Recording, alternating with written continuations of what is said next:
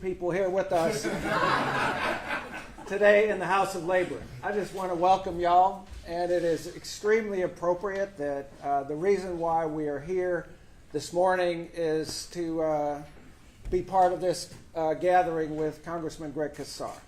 I think that the reason why I say it is so appropriate is because there has never been, in my experience, somebody who is more committed, somebody who has come from the ranks of union organizing and labor organizing, and somebody who in their soul believes and fights with workers every single day.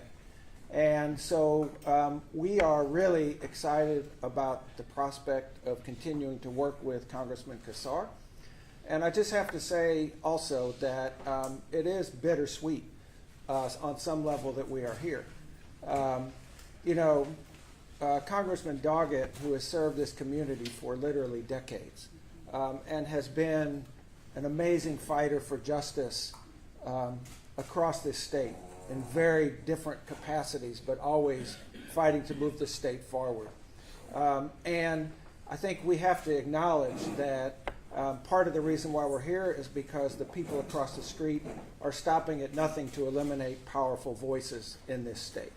And that is the backdrop against which we are here. And I just want to personally thank Congressman Doggett for his decades of service. And also,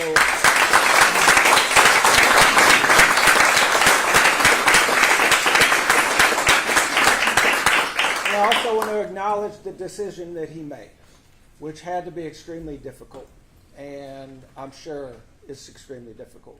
And it's statesmanship. And I think we have to pause for a second and just acknowledge that. But coming out of that, that's the hand that we're dealt, and that's the hand we're going to play. And I can say that I know that our Central Labor Council president, Joe Cooper, is here from the Austin area, as well as a number of folks from the labor movement. And Congressman Casar, just know that we don't lobby you, we fight with you. That we don't need votes, we need champions. We don't need people to say the right thing. We need people to do the right thing. We don't need people to go along to get along. We need people that are going to fight for us every single day. And that has always been you, and we know that will always be you, and we're honored to be with you here today, my brother.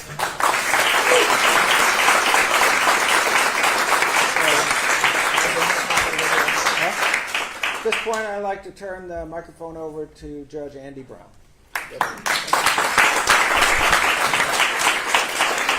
All right, well, thank you all for being here today. I'm so proud to stand with so many Democrats here supporting Congressman Greg Casar. Yeah.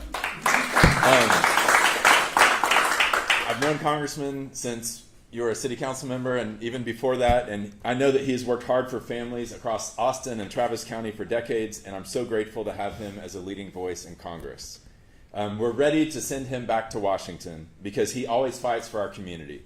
We know how important it is to get people out to vote here in Travis County. Our turnout is going to help Democrats across the state. And with everyone behind Congressman Casar, we can focus on making sure Democrats show up and vote like never before.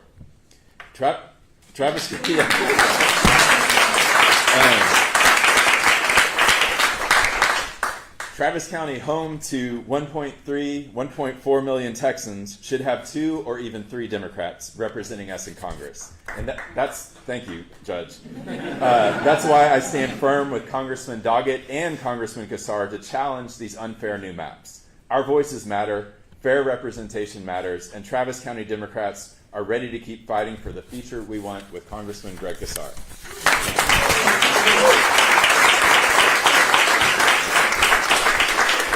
Now we will bring up Mayor Kirk Watson. Yeah. Hey.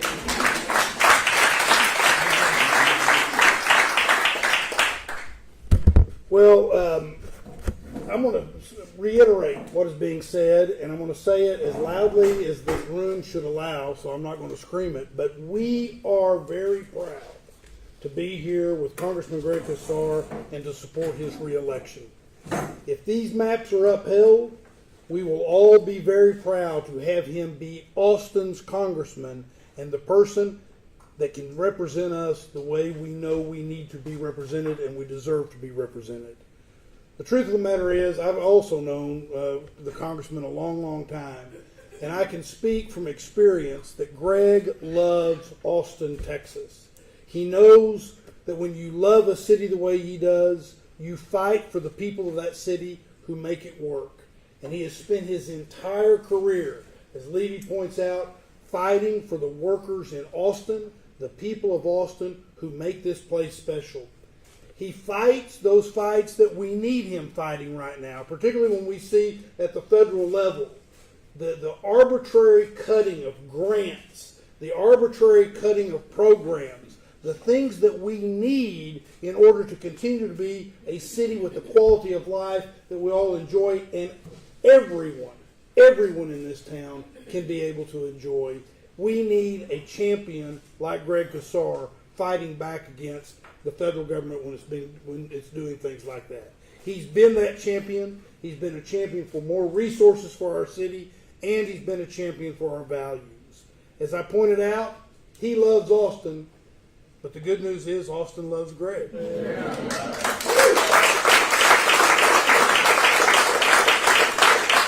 As you all know, he's been an elected official here for over a decade. By the way, he's never lost a local election, and in November, we're going to send him back to Congress to keep him fighting for us. You can see it. He's got an impressive list of endorsers in there, and he's putting it out today to let everybody know it. He brings the people of Austin together. He unites people across our city, and he will continue to speak for all of us when we send him back to Congress. Congratulations. We look forward to supporting you. Let's bring our good friend, our county attorney, Delia Garza, up here.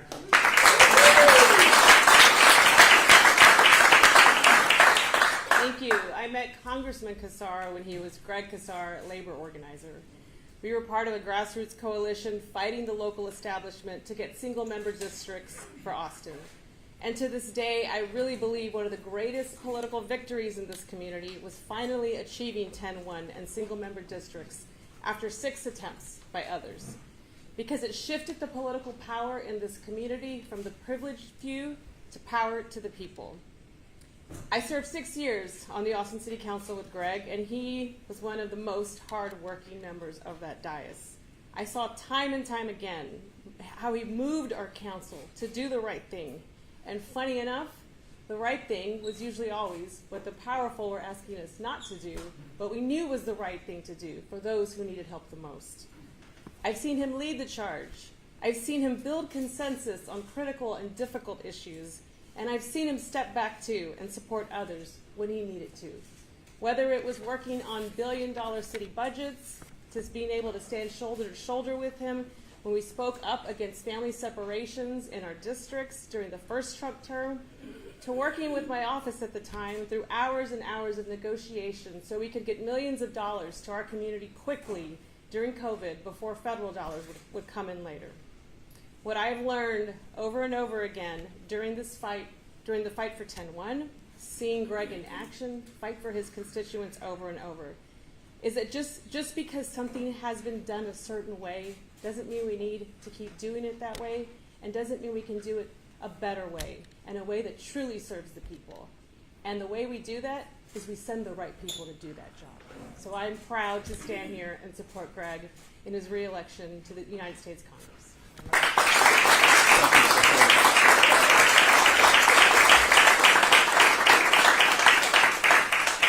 I'm sorry, AIAC trustee Candace Hunter. Thank you. Thank you so much. Pardon me. I am so excited to stand here with you today.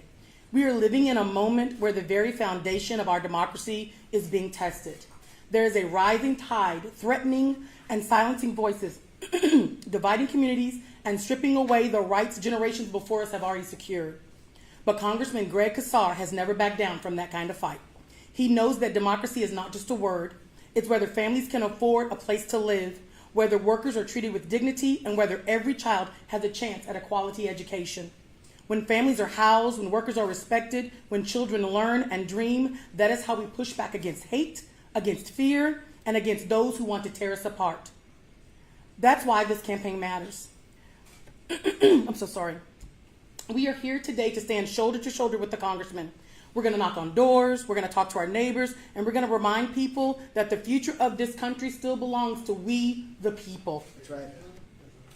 As a renter, as an educator, and as a proud member of Local 06249 ACC AFT, it is my honor, it is my privilege to stand with and support today Congressman Greg Casar. Thank you.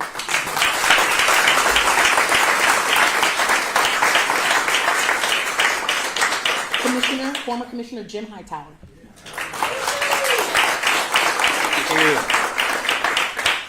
Just an absolute joy for me to be a part of this bodacious unity rally for democracy. That's really what the 2026 election is about, across the board, of progressive candidates.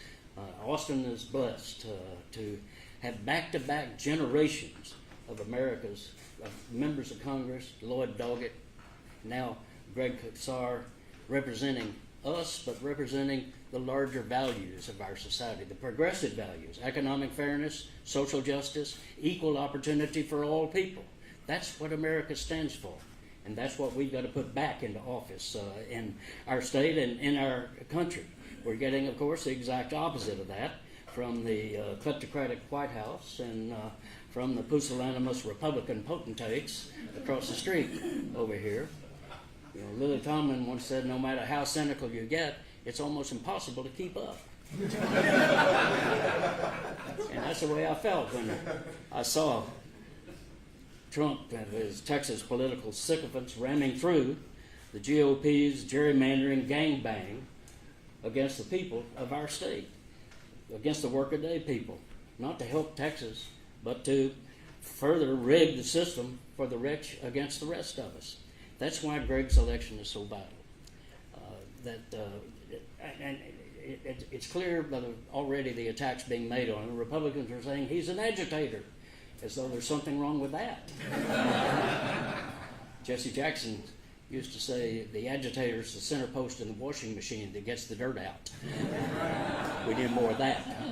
And that's what Greg Casar is all about. He will take on what I call the 6 Bs, the bosses, the bankers, the billionaires, big shots, bastards, and bullshitters who are running roughshod over us in Washington and here in Austin. Greg will rally us to beat their autocracy with our democracy. Thank you, Greg Casar.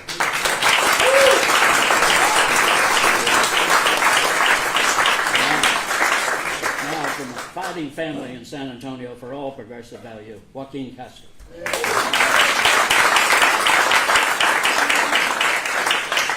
Good afternoon, everyone. It's wonderful to be here with you. I'm Joaquin Castro, very proud to represent my hometown of San Antonio, Texas, and proud to stand up here with the incredible leadership of Austin and Travis County.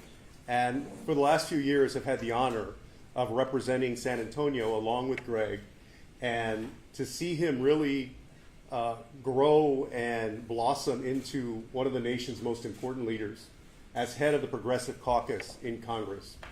I want to tell you how difficult it is in your sophomore term to lead a caucus within Congress that's over 100 people strong, that is central to the Democratic Party. They don't just bestow that kind of position to anyone. It speaks to Greg's energy, to his charisma, to his passion, and most of all, I believe, to his heart. You know that there is a lot at stake in the next few years.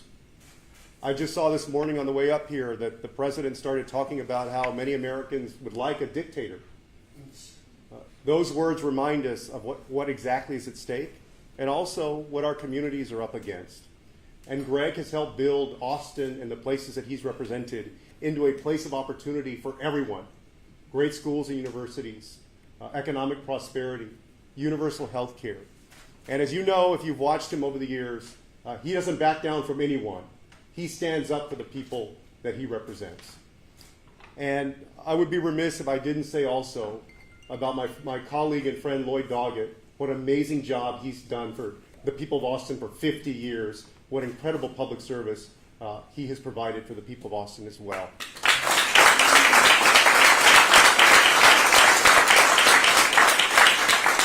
And so I'm excited to endorse and support somebody that I hope for many years to come will represent the people of Austin. That's my good friend, Greg Casar.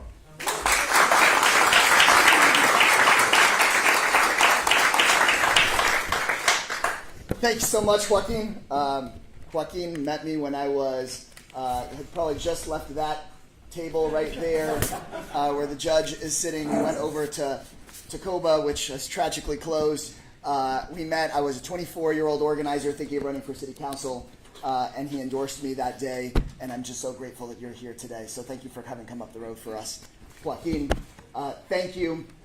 Rick, and to all of our labor partners for having us here. I know we've got our nurses here, we've got the laborers union here, iron workers, thanks to the Drakes and the whole family, letter carriers. I saw Mr. Moody here, AFSCME, the building trades, of course. We've got Ryan here from the IVW, Joe here, and ACC, AFT, and Doug, and leading our party in this critical this in a better place, because, as I said, the room was renovated, and so this really feels like home to me. Before I go into my remarks, also my spouse for being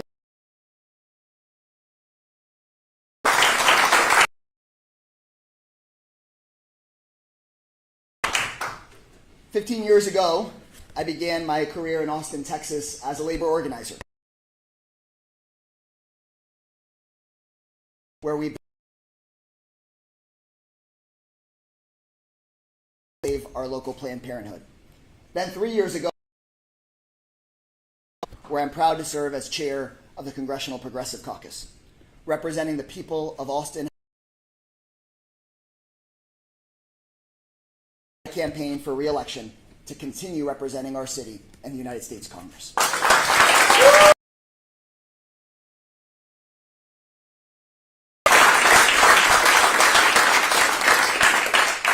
Serving in Congress and in public office is really serious business right now.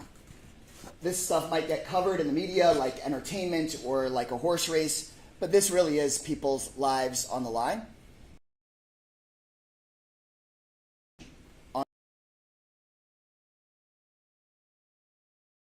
We make to our veterans when they're coming back home. Destroying FEMA means that you put people's lives at risk and their entire homes and livelihoods at risk in the next wildfire or flood or freeze. Destroying our healthcare system, like with this bill where they just signed to kick 17 million people off of their healthcare, means people will suffer.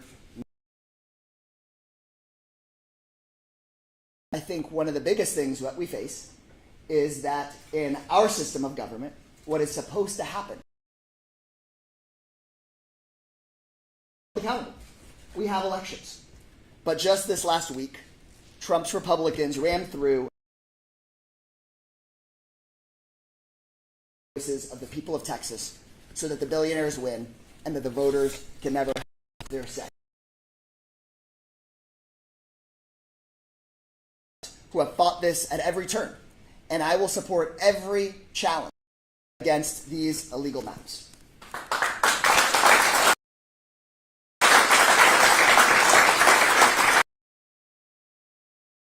Also understand that we have a Supreme Court that has been stacked with a far-right majority that too often comes to the best outcome for Donald Trump rather than for the rule of law. And so if these maps hold, I will run for re-election here in the new to have a majority in Congress that will ban gerrymandering for good, get big money out of politics, and make sure everyone's voices can be heard, because we do deserve at least 2, if not 3 or more Democratic members of Congress right here from Austin, Texas.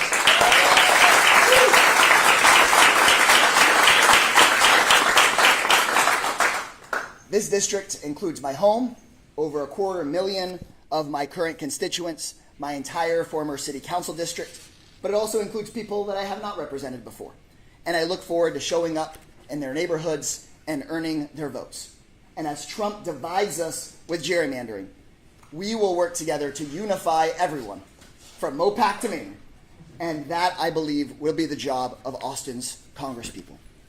I believe that Democrats need to be unified with a new kind of playbook, one that will not lose anymore to the Donald Trumps or the billionaires, one that can defeat the ultra-rich who think that they can determine our futures for us. It was just a few months ago when we lost the presidential election that I heard from some Democratic officials that we shouldn't take on Elon Musk because he had too much money.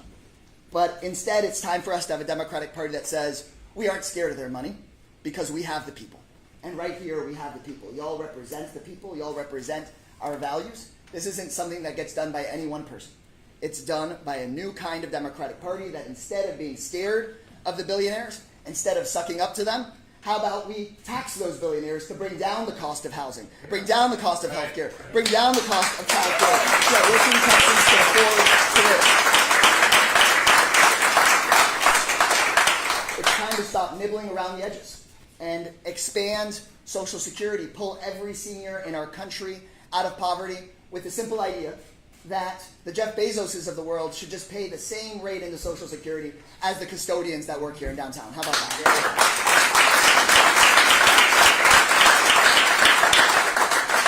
Maybe we ban corporations from using your private data to jack up your prices or lower your wages. Maybe we make sure that joining a union is a right, not a fight, so that we can have democracy in this country and at the workplace.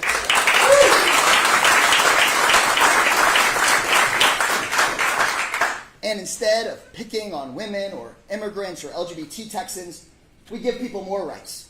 The right to abortion care, the right to a pathway to citizenship, the right to a union, the right to be able to afford to live in a society where we see more and more prosperity, but working people keep feeling like they're getting screwed. And we can fight back. I learned as a labor organizer in this room that when working people unite, black, you win. And that's exactly what this campaign is going to all be about.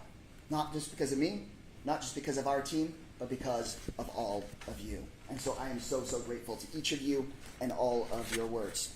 I want to recognize the amazing elected officials that we have gathered here. And I'm going to do it both by face and here, actually by this piece of paper, because we got a lot of young. Before I go through this, I just want to talk about how grateful I am for the work that you guys do. I know it's such hard work. And each of the speakers, what you said, it's really humbling, because I recognize if this is the map we're stuck with, that it's a real responsibility that would be passed along to me if I were to win re-election here.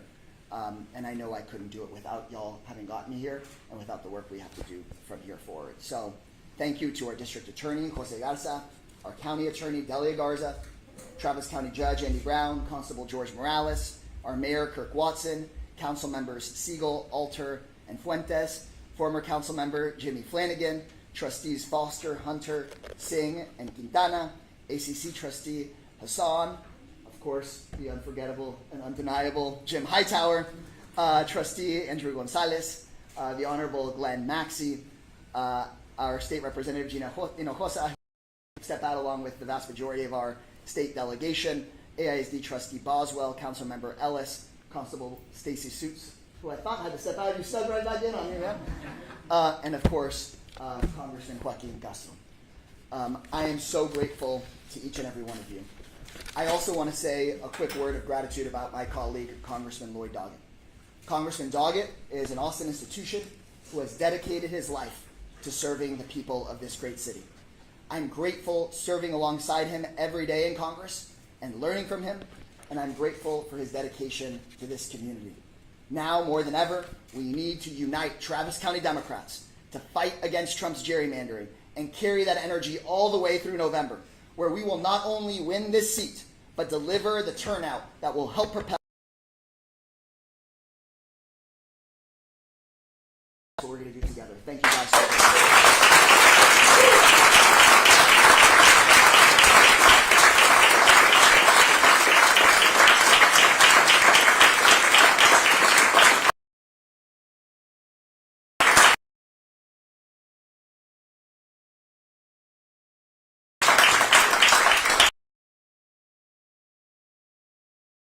just delivered the impossible. He promised a 30-minute press conference with 30 elected officials. You are good. But we're happy to take some questions from the press or breakout individual.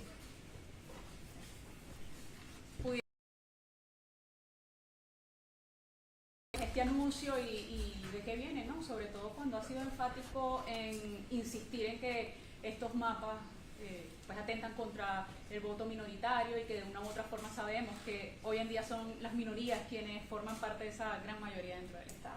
Sí, desafortunadamente el presidente Trump ha empujado mapas para deshacerse del voto de muchos de la clase trabajadora aquí en Texas, en particular la comunidad hispana, destruyendo el distrito en que estaba yo antes.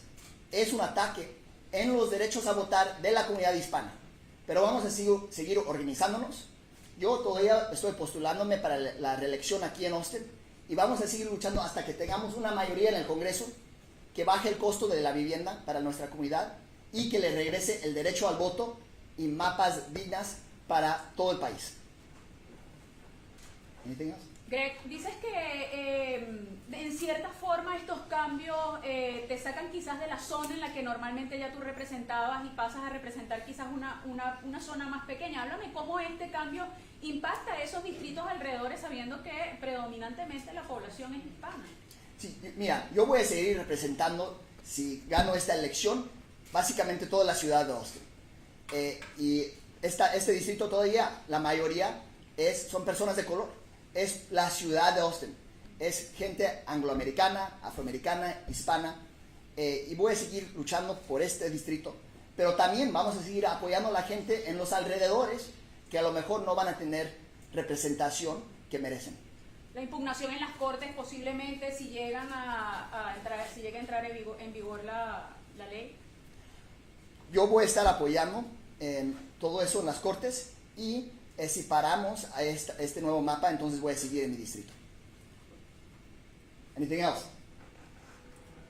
Well, just here as we wrap up again, I'm incredibly humbled, really grateful coming into these events. You never really know exactly how it's going to go or how you're going to feel, and I just feel in a time of real darkness in Washington, D.C., I feel just an amazing light and energy as we head back into battle, and so grateful to you guys. Y'all are the real energy that sort of holds our home together when folks feel like giving up. I know that we're never going to give up, so thank you guys very much.